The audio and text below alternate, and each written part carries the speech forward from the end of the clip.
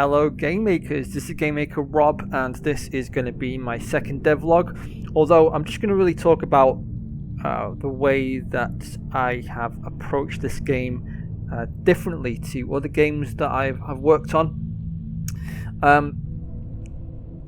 Just to kind of explain what this game is about, it's basically a digital version of board games like HeroQuest, Warhammer Quest, maybe a little bit like Gloomhaven if some of you are more familiar with that, but basically you have a hero or a party of heroes, and you go from room to room in dungeons, fighting bad guys, getting loot, leveling up, good things happening, bad things happening, that kind of stuff. And like I said, I just want to talk about how I have approached development of this game in a different way than I normally would. A lot of you probably know me for some battle systems that I've made, and usually, in my older methods, the battle system would have been one of the first things that I did. This game does have a little bit of a battle system, but it's not in the game currently. I've taken it out because it was just for testing purposes.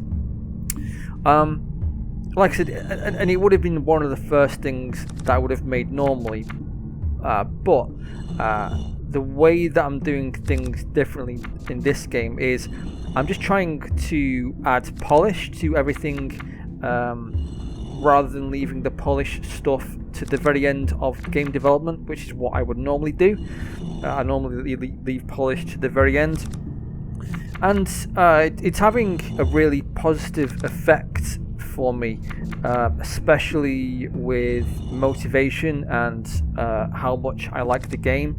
I always enjoy just loading up the game, playing around with it, seeing where I might be able to improve the user interface, and where can I add more juice to it, just to kind of make every little thing that you do in the game as kind of cool or as enjoyable or as fun as it can be. I'm definitely no master at this kind of stuff, but what I've done so far, I kind of like it a lot. I've got some card effects, as you can see, where the cards, when someone starts their turn, the cards come onto the screen, and then when you end the turn, they kind of fly off, and here they arrive again.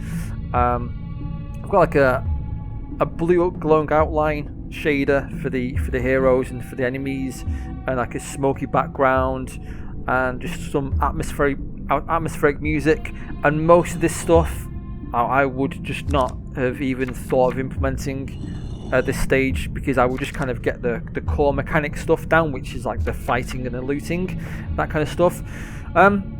So yeah, that's all this devlog is about, really. Just a different way to make the game.